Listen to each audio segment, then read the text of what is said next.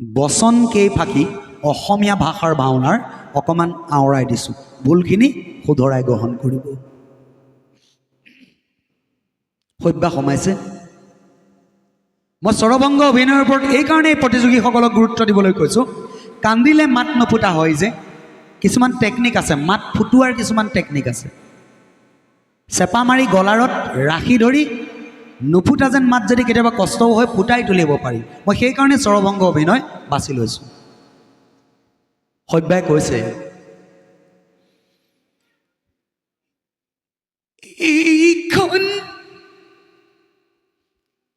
এইখন বাৰু শ্মশান নেকি? হয় হয়, এইখন শ্মশান। পিছে তুমি যে নিজেই সতি লৈ আহিছা, তোমাৰ কোনো আত্মীয় স্বজন নাই নেকি? আছিল মোৰ আত্মীয় স্বজন, কিন্তু দৈৱৰ বিপাকত পৰি সকলোকে হেৰুৱালো মই। হ'ব হ'ব হ'ব, আগতে শ্মশানৰ মূল্য দিয়া, তেতিয়াহে মই দাহন কৰিব পাৰিম। হে চাণ্ডাল, মোৰ হাতত যে এটাও মুদ্ৰা নাই। শ্মশানে ঘূৰি ফুৰিছো, কোনেও মোৰ ক্ষতি নকৰে দাহন। তুমি এই অভাগীক দয়া কৰা। মই কি দয়া কৰিম? মোৰ প্ৰভুৰ আদেশ, শ্মশানৰ মূল্য নোহোৱাকৈ মই কোনো দাহন কৰিব নোৱাৰোঁ। তুমিও তেন্তে এই অভাগীক দয়া নকৰা। কাশীনাথ, তোমাৰ সাক্ষাততে ধনৰ অভাৱত নিজ পুত্ৰক মই গংগাৰ জলত দিম বিসৰ্জন। ৰবা নাৰী, কি কৰা?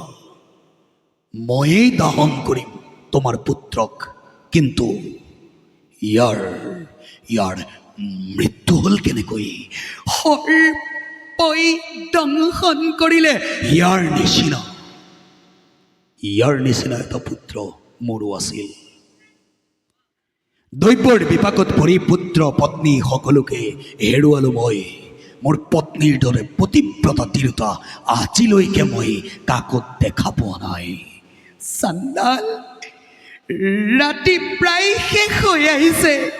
পুৱাৰ আগত ঘূৰি যাব লাগিব।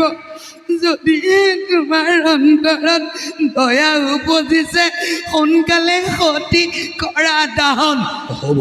হ'ব দেৱী, নাকান্দিবা। দিয়া, সতি মোৰ ফালে আগবঢ়াই দিয়া।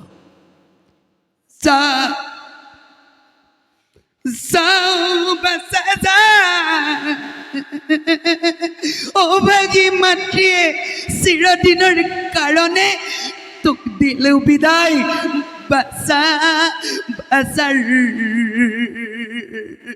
ৰোহিত, ধন্যবাদ দিছোঁ সকলোকে, ধন্যবাদ জ্ঞাপন কৰিছোঁ। কণ্ঠৰ স্বৰভংগৰ ওপৰত পিছখন ক'ব লাগে, কোন ৰোহিত আৰু তুমি কোন? মই এগৰাকী ব্ৰাহ্মণৰ কৃতদাসী। তাৰমানে তুমি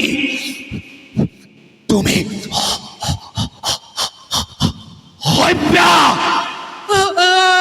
আপুনি নাথ। সভ্যা, মই সেই দানবীৰ ৰাজা হৰিশ্চন্দ্ৰ।